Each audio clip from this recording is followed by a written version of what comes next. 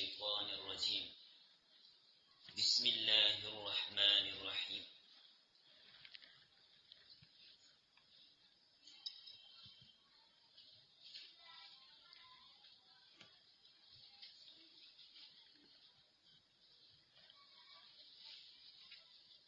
یہ ہم پڑھیں گے آیت نمبر 74 سے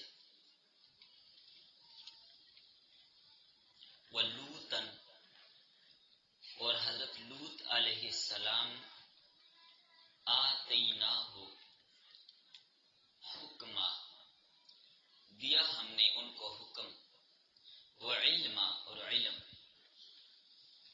ونجیناہ اور نجات دی ہم نے ان کو نجات دی من القریہ اس بستی سے التی کانت تعمل الخبائث جس کے باشندے برے عمل کرتے تھے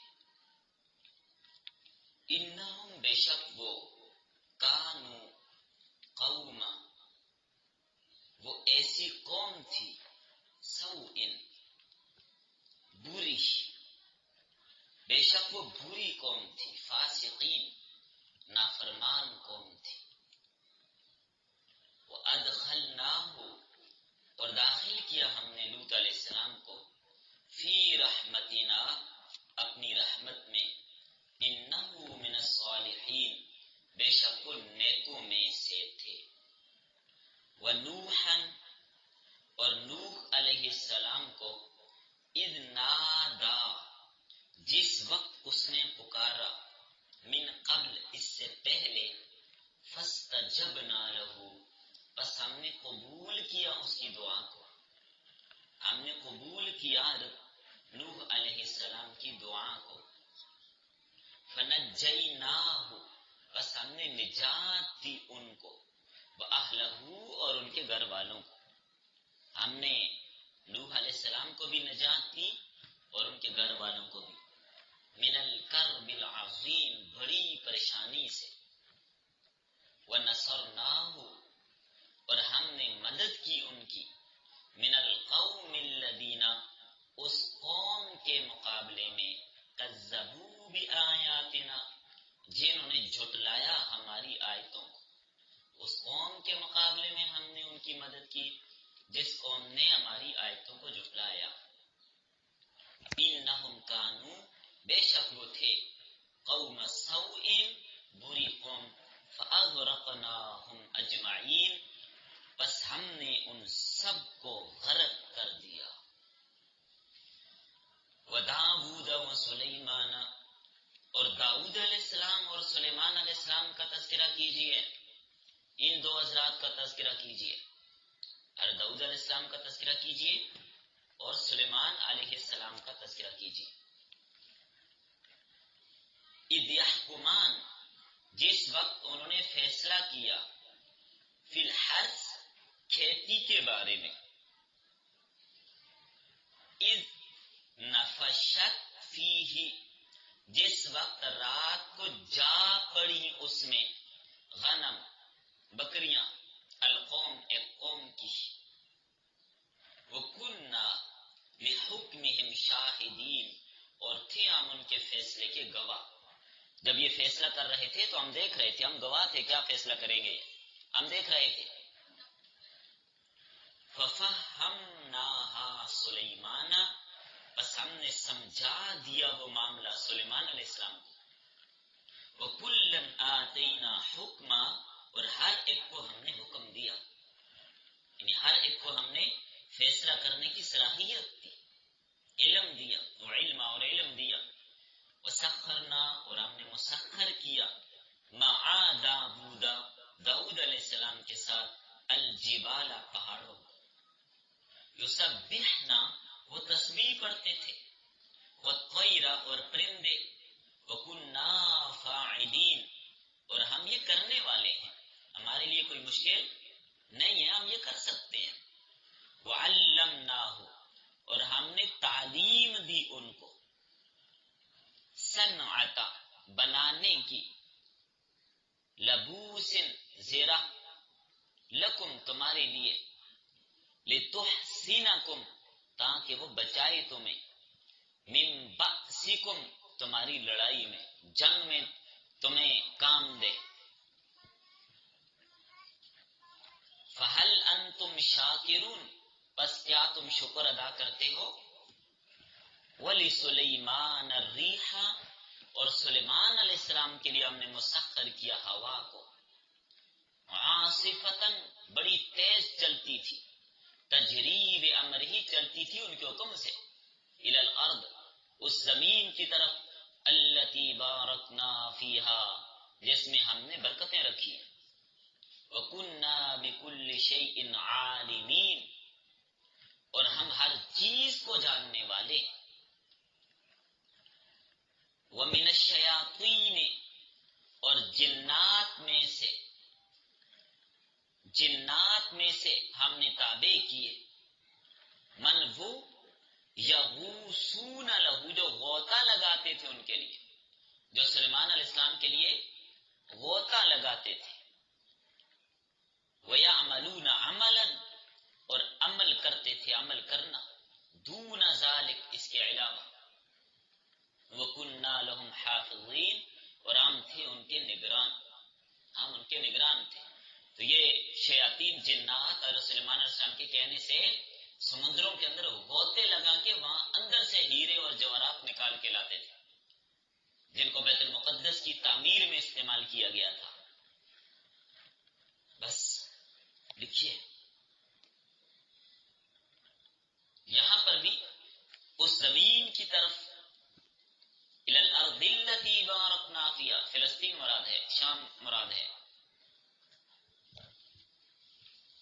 آج کے سبق کا عنوان ہے قصہ حضرت لوط علیہ السلام، قصہ حضرت نوح علیہ السلام اور قصہ حضرت داؤد و سلیمان علیہ السلام۔ ربط، گزشتہ سبق میں آپ نے حضرت ابراہیم علیہ السلام کا تذکرہ پڑھا تھا، تو ان کے فوراً متصلاً بعد حضرت لوط علیہ السلام کا تذکرہ کیا جا رہا ہے، اس لیے کہ حضرت ابراہیم علیہ السلام پر ایمان لانے والوں میں لوط علیہ السلام تھے۔ لوط علیہ السلام حضرت ابراہیم علیہ السلام کے بھتیجے لگتے تھے۔ حضرت لوط علیہ السلام حضرت ابراہیم علیہ السلام کے بھتیجے لگتے تھے۔ ان کی بستی کا تذکرہ کیا کہ ہم نے ان کو علم و حکمت دیا، ان کی اصلاح فرمائی، اور جس بستی کے لوگ افعال شنیعیہ میں مبتلا تھے، ہم نے اس بستی سے ان کو نکالا اور اس بستی والوں پر ہم نے عذاب نازل کر دیا، اس بستی والوں پر عذاب نازل کر دیا۔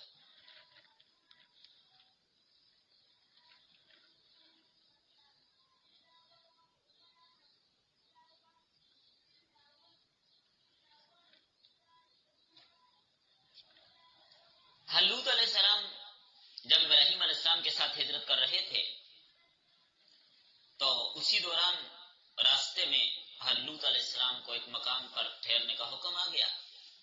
اس بستی کا نام ہے سدوم، سدوم، جہاں پر بحیرہ میت اردن کے کنارے پر ہی وہیں پر یہ علاقہ ہے۔ سدوم مرکزی بستی تھی اور اس کے آس پاس بہت ساری بستیاں تھیں جن کی طرف حضرت لوط علیہ السلام کو نبی بنا کر بھیجا تھا، تو حضرت لوط علیہ السلام نے ان کو آ کر دعوت دی، سمجھایا۔ باقی جہاں ان لوگوں میں مختلف قسم کے اعمال قبیحہ اور شنیعہ پائے جاتے تھے، ان میں ہم جنس پرستی کا گناہ بھی ان میں پایا جاتا تھا۔ قوم لوط کے بہت سارے گناہ تھے جو عام طور پر مختلف مفسرین نے مختلف مقامات پر جمع کیے ہیں۔ ان میں سے چند جو میں نے اکٹھے کیے، راہزنی کرنا ایک، تو سب سے پہلے نمبر پر تو جو ان کا سب سے بڑا گناہ ہم جنس پرستی تھا۔ دوسرا راہزنی، راستے میں بیٹھتے لوگوں کو لوٹ لیتے، ڈاکے ڈالتے تھے، ڈاکو تھے۔ اور اس طرح یہ قوم لوط کبوتر بازی میں بھی مبتلا تھی، جوا کھیلتے تھے، کبوتریں اڑاتے، یعنی فضول وقت ضائع کرنے والی قوم تھی۔ کبوتر باز آپ کو نظر آتے ہوں گے، نہیں تو کرکٹ باز تو نظر آتے ہی آتے ہیں جو اپنا وقت ضائع کرتے ہیں، دنیا کو لگا دیے کام پہ، تم ادھر لگے رہو۔ گانا بجانا ان کے ہاں عام تھا۔ اللہ کے رسول صلی اللہ علیہ وسلم نے فرمایا یہ گانا دل میں نفاق کو ایسے پیدا کرتا ہے جیسے پانی کھیتی کو پیدا کرتا ہے، منافق بن جاتے ہیں۔ آج کل تو کیا کہا جائے، اور ایک گناہ ان میں جو پایا جاتا تھا شراب خوری، اور نمبر 6 داڑھی منڈوانا۔ یہ داڑھی منڈوانا انہوں نے شروع کیا، تاریخ یہی بتاتی ہے، کیونکہ ہم جنس پرستی میں مبتلا تھے تو داڑیاں منڈواتے تھے۔ نمبر 7 مونچھیں بڑھانا، بڑی بڑی مونچھیں رکھتے تھے کیونکہ بدماش لوگ تھے۔ اور اسی طرح سیٹیاں بجانا، لوگوں کو چھیڑتے تھے، تنگ کرتے تھے، سیٹیاں بجاتے تھے۔ تالیاں بجانا، ریشم پہننا،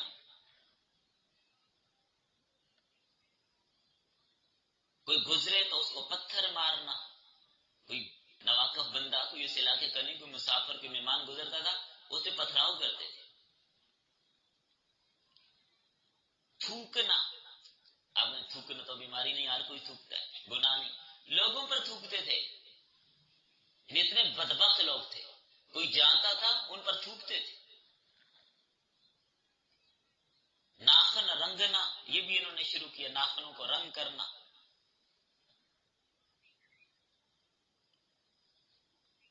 یہاں تک کہ ان کے ہاں مختلف قسم کے اس طرح کے گناہوں کے مقابلے ہوتے تھے۔ اتنے بے وقوف لوگ تھے، گوز بازی تک کے مقابلے کرتے۔ فرمایا یہ بڑے بدبخت لوگ تھے، بڑے بد کردار لوگ تھے، اطاعت خداوندی سے باہر ہو چکے تھے۔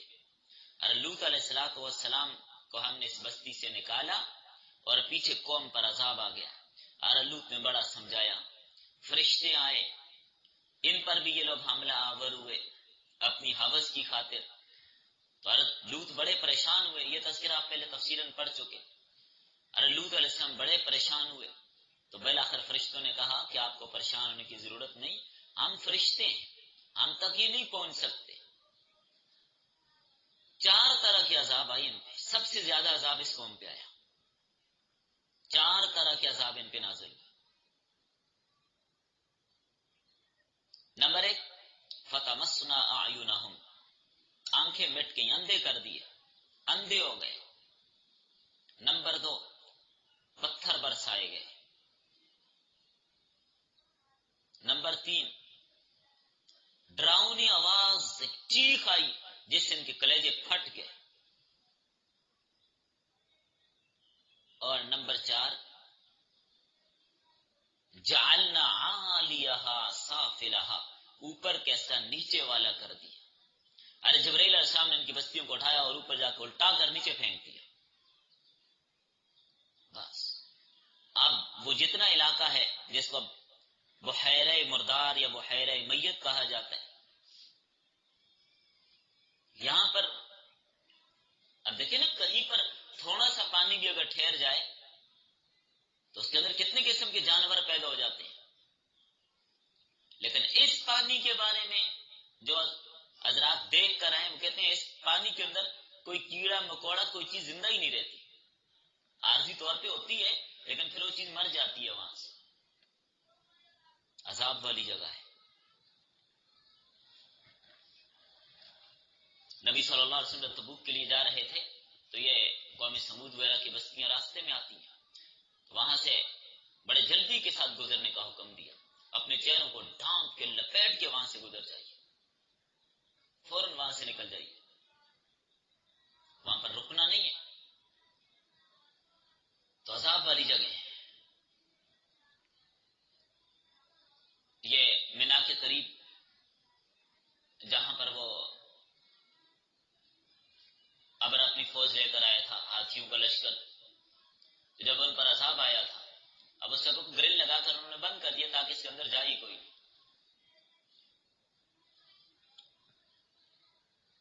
قصہ حضرت نوح علیہ السلام کا. تو بہرحال حضرت لوط علیہ السلام کو فرشتوں نے کہا راتوں رات یہاں سے نکل جائیے، آپ میں سے پیچھے مڑ کر کوئی نہ دیکھے، نکل جائیں یہاں سے، اب ان پر عذاب آنے لگا. آپ کی بیوی نہیں جائے گی، وہ ادھر ہی رہے گی، کیونکہ بیوی مسلمان نہیں تھی، کافرہ تھی. 2 بیٹیاں تھیں یا 3 بیٹیاں تھیں لوط علیہ السلام کے ساتھ جو مسلمان ہوئی تھی، ان کو لے کر اس بستی سے نکل پڑے اور پیچھے بستی پر عذاب آ گیا. چوتھا قصہ حضرت نوح علیہ السلام کا بیان کیا جا رہا ہے اس صورت میں. نوح علیہ السلام کا تذکرہ کیجئے جنہوں نے اپنے پروردگار کو پکارا کہ اللہ میں مغلوب ہوں، عاجز ہوں، رب انی مغلوب فانتصر، میری مدد کیجئے، اللہ میرا بدلہ لیجئے. روئے زمین پہ کافروں میں سے کوئی بھی نہ بچے. وقال نوح رب لا تذر على الارض من الكافرين دیارا، اللہ ایک گھر بھی ان کا نہ چھوڑ. انک ان تذرهم يضلوا عبادك ولا يلدوا الا فاجرا كفارا، اگر یہ کافر بچے تو یہ آئندہ آنے والے تیرے اور بندوں کو بھی گمراہ کریں گے، لہذا ان کا کوئی بھی نہ بچے، ختم کر دیں ان کو. اللہ نے ختم کر دیا. فرمایا ہم نے نوح علیہ السلام کی دعا قبول کی اور انہیں اور ان کے خاندان والوں کو، خاندان والوں سے مراد وہ جو مسلمان ہوئے. اہل وہ ہوتا ہے جس کا مذہب اس کے مطابق ہو. خونی رشتے یہاں نہیں چلتے، ورنہ بیٹا تو عذاب میں گیا، بیوی عذاب میں گئی، طوفان میں گئی. بیٹے کو بڑا سمجھایا، آپ سورہ ہود میں تفصیلاً، ابھی قریب پیچھے سورہ ہود آپ تفصیلاً پڑھا ہے، پورا واقعہ حضرت نوح علیہ السلام کا کئی دن آپ نے پڑھا. ابھی یہاں پر تو اشارہ دیا جا رہا ہے، کیونکہ قرآن کریم قصے کہانیوں کی کتاب تو نہیں ہے، یہ تو عبرت کے لیے، نصیحت کے لیے، واعظ کے لیے موقع محل کی مناسبت سے تھوڑی سی بات کو ٹچ کر دیتے، تھوڑا سا واقعہ تذکرہ کر دیتے، ایک ہی مقام پر ساری بات. ارے یوسف علیہ السلام کا قصہ تفصیلاً بیان کیا، باقی ایسا نہیں ہوگا، موقع محل کی مناسبت سے بات ہوئی. تو حضرت نوح علیہ السلام نے بڑا سمجھایا بیٹے کو، آ جائیے، سوار ہو جائیے. اس نے کہا نہیں. قال سآوی الی جبل یعصمنی من الماء، میں پہاڑ پہ چڑھتا ہوں، یہ مجھے بچائے گا. حضرت نوح نے فرمایا نہیں، پہاڑ نہیں بچانے والا، آج اللہ کے عذاب سے کوئی نہیں بچ سکتا، وہی بچے گا جو ایمان لائے گا. قال لا عاصم اليوم من امر اللہ الا من رحم، بڑا سمجھایا نوح علیہ السلام کو. اتنے میں بات چیت ہو رہی تھی باپ بیٹے کے درمیان. باپ کہہ رہا تھا آ جا کشتی میں، کہتا جائیے اپنا کام کیجیے، میں پہاڑ پہ چڑھوں گا، اپنے رب سے کہنا وہاں پہنچا کر دکھائے مجھے عذاب کو. گفتگو ہو رہی تھی، پانی کی موج آئی، غوطے دیے اس کو اچھی طرح. وحال بینہم الموج فکان من المغرق، ڈوب گیا، غرق ہونے والوں میں سے ہو گیا. یہاں پر محض نسبتیں نہیں چلتی، ایمان ہوگا تو نسبت کام آئے گی، ایمان نہیں ہے تو نسبتیں کیا ہوں گی. پیغمبر کا بیٹا ہے، ہوگا جہنم میں. اس لیے بعض لوگوں کو یہ کہہ کر بیٹھ جانا جی ہم تو سید ہیں، ہم سادات ہیں، ہم جو بھی کریں، یہ بہت بڑا شیطان کا دھوکہ ہے، شیطان کا دھوکہ ہے. ایمان ہوگا تو اعمال بھی کام آئیں گے، ایمان نہیں تو اعمال بھی کام کے نہیں، ان کا بھی کوئی فائدہ نہیں. ایمان کے بغیر اعمال بھی زیرو ہیں، ان کی کوئی حقیقت نہیں.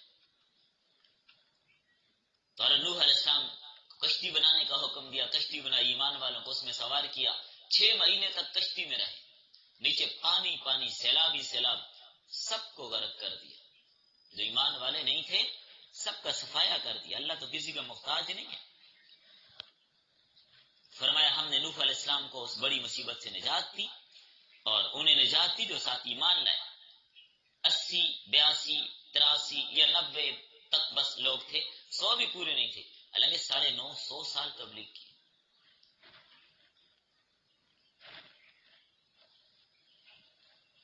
اللہ اکبر. فرمایا یہ بڑے برے لوگ تھے، ہم نے ان کو غرق کر دیا، کوئی بھی نہیں بچا. 5واں قصہ حضرت داؤد اور حضرت سلیمان علیہ السلام کا بیان کیا جا رہا ہے. فرمایا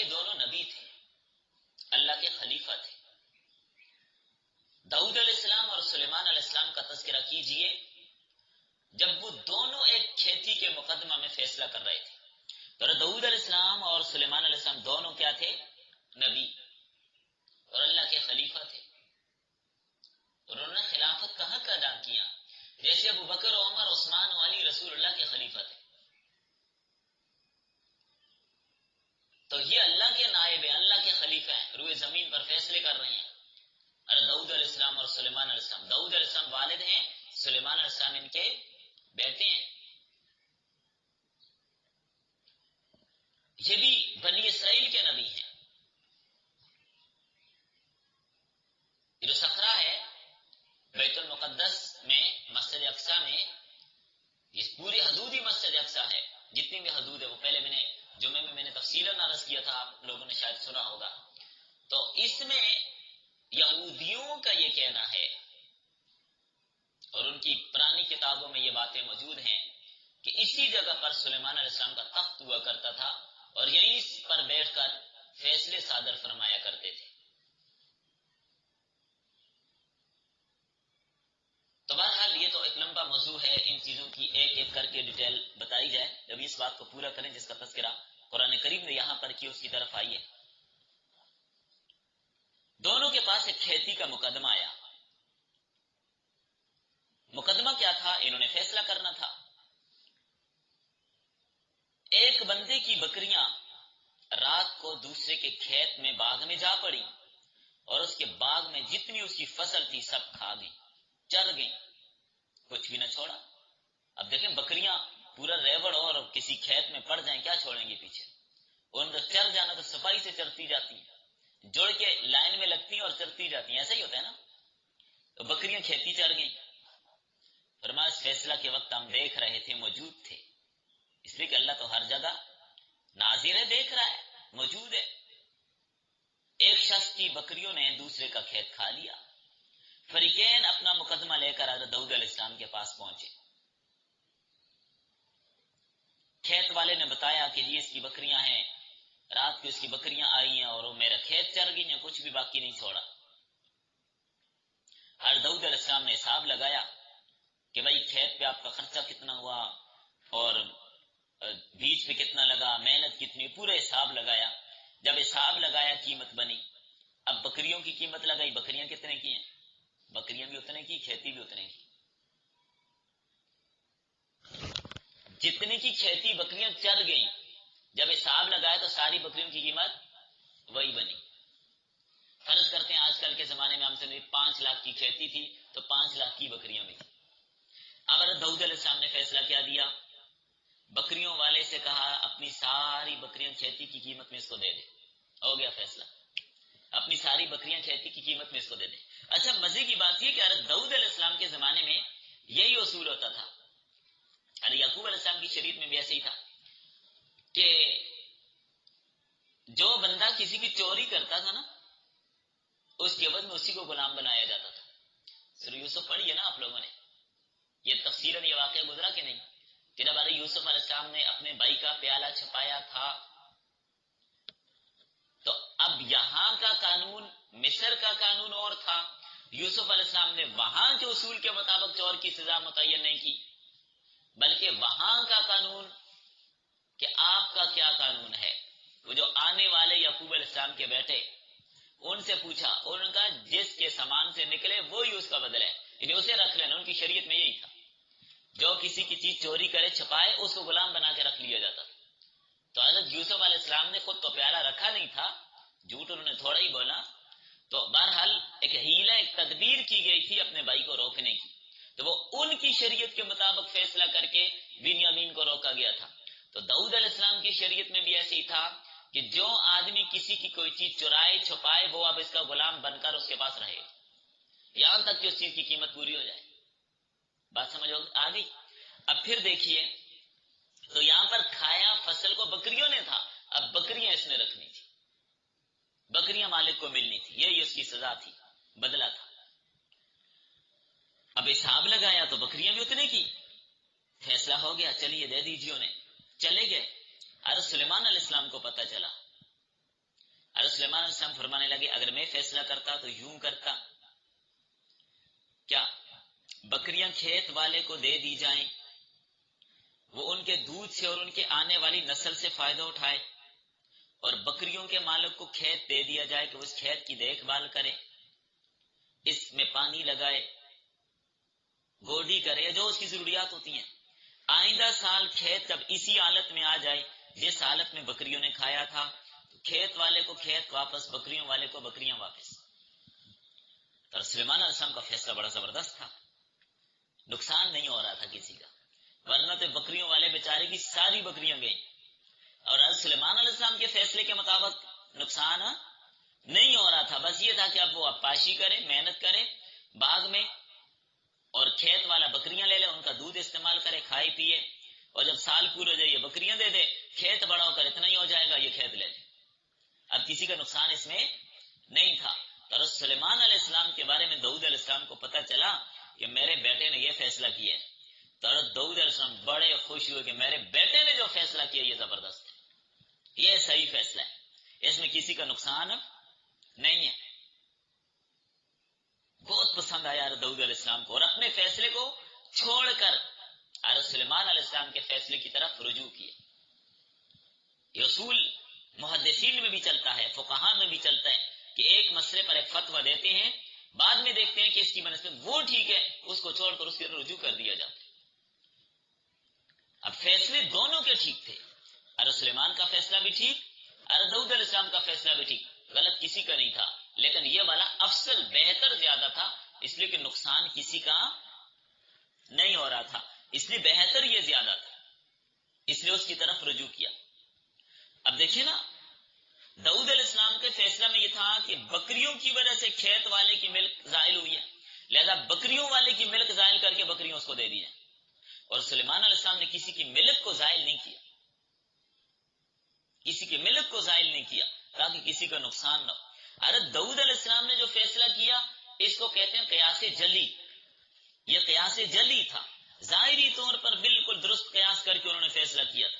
اور سلیمان علیہ السلام کا جو فیصلہ تھا وہ تھا قیاس استحسان، اس کو استحسان کہا جاتا ہے کہ استحسان میں یہ دیکھا جاتا ہے کہ نقصان کسی کا نہ ہو، اس کے مطابق فیصلہ کیا۔ تو حضرت داؤد علیہ السلام نے بھی حضرت سلیمان علیہ السلام کے فیصلے کی طرف رجوع کیا کہ سلیمان علیہ السلام نے جو فیصلہ کیا یہ زیادہ بہتر اور ٹھیک ہے، اس کو لے لیا۔ تو کسی مسئلے میں دو رائے ہو جانا یہ کوئی بری چیز نہیں ہے، ہوتا ہے، چلتا ہے۔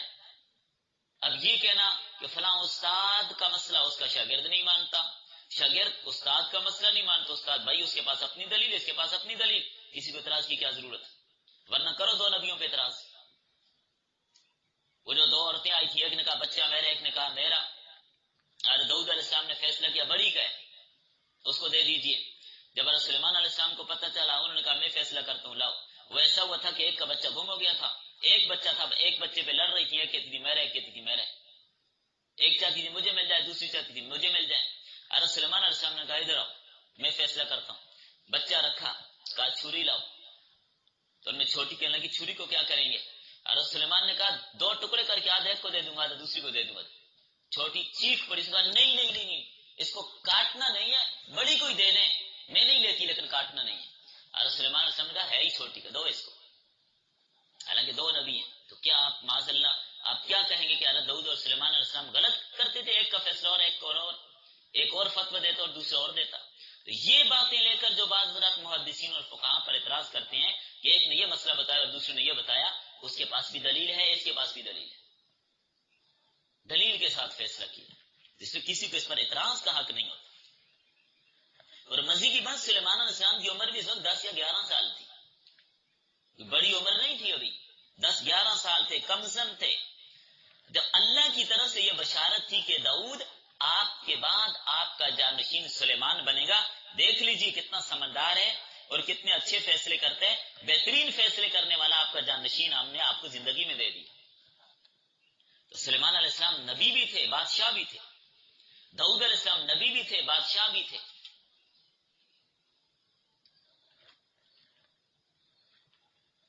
سلیمان علیہ السلام کو اللہ تعالیٰ نے اور بھی بڑی خوبیاں عطا کی تھی، یہ آگے ان کا تذکرہ اختصار کے ساتھ کروں گا، تفصیل کا وقت نہیں۔ تو دیگر معجزات داؤد علیہ السلام کے یہاں پر ذکر کی ہے کہ حضرت داؤد علیہ السلام کے لیے پہاڑوں کو مسخر کر دیا، پرندوں کو ان کے لیے مسخر مسخر کر دیا. جب حضرت داؤد علیہ السلام زبور پڑھتے، تسبیحات پڑھتے، زبور میں یاد رکھیے احکام کوئی نہیں ہے. زبور میں سب اللہ کی حمد و ثنا ہے، اللہ کی تسبیحات تعریفات ہیں، بس احکامات نہیں ہیں. پھر آپ کہیں گے حضرت داؤد علیہ السلام کی قوم احکامات کہاں سے لاتی تھی؟ تورات میں. احکامات تورات والے تھے، احکامات سارے کے سارے تورات والے تھے، انہی پر چلتے تھے. داؤد علیہ السلام ہی کے زمانے میں جب یہودیوں نے تورات پر عمل نہ کیا تو حضرت داؤد علیہ السلام کے زمانے میں بندر و خنزیر بنے تھے. اللہ کرے پھر بن جائیں، جان چھوٹے ان سے. آپ لوگ ناراض ہیں اس بات پہ؟ آمین نہیں کہی کسی نے. تو بن جائیں بندر اور خنزیر تاکہ ان سے مسلمانوں کی جان چھوٹے، بس ان کا یہی حال ہے. چونکہ مغضوب قوم ہے اور باغی قوم ہے، اس کا انجام یہی ہونا ہے. تو حضرت داؤد علیہ السلام بڑے خوش آواز تھے، خوش آوازی ان کا معجزہ تھا، بہت خوش آواز تھے. پھر اب حضرت داؤد علیہ السلام اللہ کی تسبیح بیان کرتے تھے تو ان کے ساتھ پرندے بھی اللہ کی تسبیح بیان کرتے تھے. اور یاد رکھیے ایک بات، ہر چیز اللہ کی تسبیح بیان کرتی ہے. ان چیزوں کو بھی اللہ نے شعور دیا ہے. وہ الگ بات ہے کہ ہمیں سمجھ نہیں آتا. ہر چیز کو اللہ نے شعور عطا کیا ہے، ہر چیز کو، ہر چیز میں ایک شعور ہے. وہ ہم نہیں سمجھتے، بات الگ ہے، ہمیں نہیں پتہ چلتا، بات الگ ہے، لیکن شعور ہر چیز کے اندر موجود ہے. اور قرآن کریم میں موجود ہے کہ ہر چیز اللہ کی تسبیح بیان کرتی، ہر چیز اللہ کی تسبیح بیان کرتی. اللہ کے رسول صلی اللہ علیہ وسلم پہاڑ پہ کھڑے ہیں، وہ خوشی میں حرکت کرنے لگا. اور ادھر احد کے بارے میں دیکھیے، فرمائے احد ایک پہاڑ ہے، یہ ہمارے ساتھ محبت کرتے ہیں، ہم اس کے ساتھ محبت کرتے ہیں. یہ ہمارے ساتھ محبت کرتا ہے، ہم اس کے ساتھ محبت کرتے ہیں. پہاڑ ہے لیکن اس میں شعور تو ہے نا. احد ایسا پہاڑ ہے کہ نبی صلی اللہ علیہ وسلم کو اس سے محبت اور اس پہاڑ کو رسول اللہ سے محبت. پہاڑ اللہ کے رسول سے محبت کر رہے ہیں تو شعور تو ہے. تو ہر چیز اللہ کی تسبیح بیان کرتی ہے. تو فرمایا وَسَخَّرْنَا مَعَ دَاوُودَ الْجِبَالَ، ہم نے مسخر کیا داؤد علیہ السلام کے ساتھ پہاڑوں کو. کیسے؟ یسبحنا، وہ تسبیح پڑھتے تھے. ارے داؤد علیہ السلام اگر کہتے سبحان اللہ، وہ بھی کہتے سبحان اللہ. ارے داؤد کہتے الحمدللہ، وہ بھی کہتے الحمدللہ. یہاں پر منکرین معجزات ہر زمانے میں ہوئے ہیں. جو منکرین حدیث ہیں یہ منکرین معجزات بھی ہیں. حدیث کے منکر معجزات کے بھی منکر نہیں مانتے. کئی دفعہ جہاں بھی کوئی معجزہ آیا میں ساتھ اشارہ دے کر گیا کہ اس پر منکرین معجزات نے، منکرین حدیث نے کیا اعتراض کیا، تو اس کا جواب کیا. چونکہ یہ فتنہ بہت قدیم نہیں ہے، منکرین حدیث کا فتنہ یہ قریب کے زمانے کا ہے. عبداللہ چکرالوی ہے، میاں والی کا تھا جس نے انکار حدیث سب سے پہلے کیا. اور اس کے بارے میں حدیث میں پیشن گوئیاں موجود تھیں کہ اس طرح کا بندہ ہوگا اور تخت پہ بیٹھا ہوگا بڑے تکبر کے ساتھ، جب اس کے سامنے کوئی حدیث پیش کی جائے گی نہیں ہمیں قرآن کافی. تو ایسا ہی ہوا. یہ یہاں کا تھا. غلام نبی اس کا نام تھا، اس کو بدل کر اس نے اپنا نام عبداللہ رکھا. غلام نبی نام بھی ظالم کو پسند نہیں. اس کا بھائی بھی مسجد کا مولوی تھا، اس نے خوب اس کی کلاس لی، وہاں سے بھاگ گیا، لاہور آیا، وہاں سے کبھی پھر تفصیلاً بات کریں گے، ابھی وقت تھوڑا ہے، اس بات کو پورا کر لیں. تو بہرحال منکرین حدیث جیسے سر سید احمد خان، یہ بھی منکر حدیث تھے. سر سید احمد خان علی گڑھ یونیورسٹی والے، منکر حدیث کا کٹر، جنت کا بھی منکر تھا. آپ لوگوں کے اسلام اس کو بڑا اچھا آدمی آپ کہتے ہوں گے، اسکول کالج والے اس کو بڑا اچھا سمجھتے ہیں، اردو کی وجہ سے، اردو کا ادیب تھا. اور کیا تھا اس میں؟ گمراہ ترین آدمی تھا.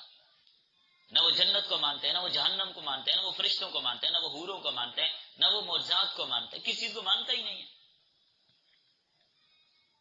اور ان چیزوں کسی معجزے کو نہیں مانتا، معراج تک کو نہیں مانتا. وہ سب کا انکار کیا اس نے. اور اس کا بھی اسی نے انکار کیا کہ داؤد علیہ السلام کے ساتھ پہاڑ کوئی تسبیح شسبیح نہیں پڑھتے تھے کہ صدائے باز گشت ہے. صدائے باز گشت سمجھتے ہیں؟ آپ کسی پہاڑی علاقے میں پہاڑ کے دامن میں کھڑے ہو کے زور سے بولیں، ٹکرا کر آواز آپ کو بھی آئے گی دوبارہ.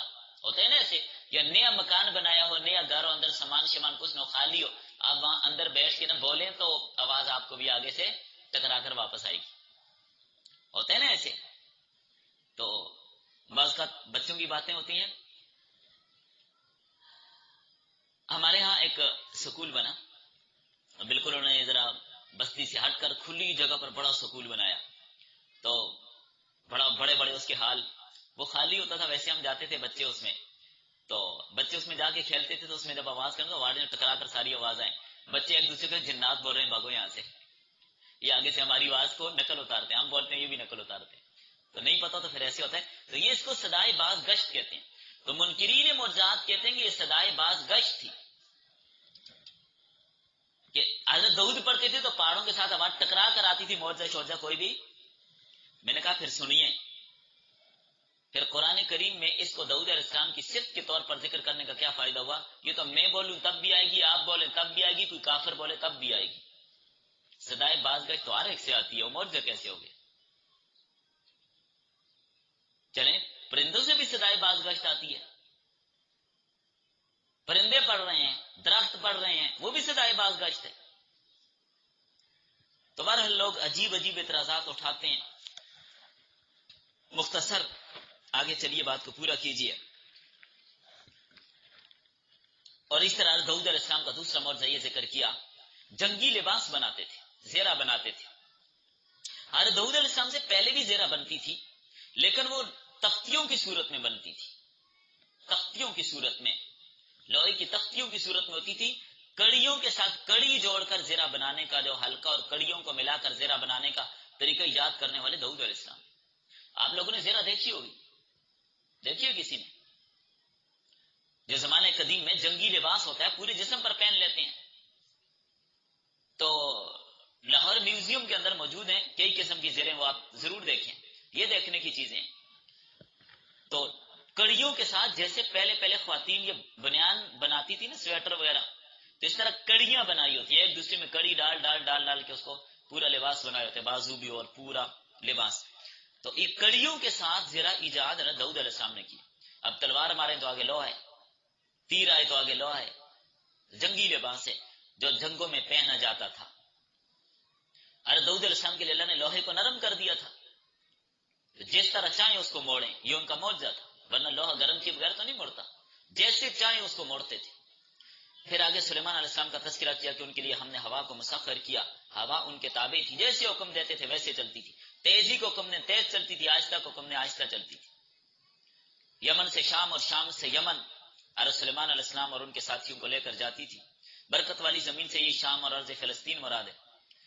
کوئی حضرت سلیمان علیہ السلام کے حکم سے بالکل کسی قسم کا اعراض نہیں کرتی تھی ہوا۔ جب حضرت سلیمان علیہ السلام کا تخت تھا، اس تخت پہ تشریف فرماتے، اپنے ساتھیوں اور اپنے صحابہ کو بھی اور ضرورت کا سامان بھی اور کرسیاں اس پہ لگتی، حضرت سلیمان علیہ السلام ہوا کو حکم دیتے چل اس علاقے میں جانا ہے، چل پڑتے۔ اب لوگ اس پر اعتراض کرتے ہیں یہ کیسے ہو سکتا ہے؟ بھئی ہوائی جہاز جا رہے، دیکھ لو کیسے ہو سکتا ہے؟ تم ایک جہاز بنا وہ اڑ سکتے ہیں، اللہ کا جہاز نہیں اڑ سکتا، اللہ کے نبی کے حکم سے نہیں چل سکتا۔ تو یہ بھی حضرت سلیمان علیہ السلام کا معجزہ تھا۔ تو معجزہ کس کا عمل ہوتا ہے؟ معجزے کا فاعل اللہ ہوتا ہے۔ تو اللہ جب چاہے اب آپ پر بادلوں کو اٹھا کے لے جائیں یا سلیمان کے تخت کو اٹھا کے لے جائیں، کسی کو کیا اعتراض ہے؟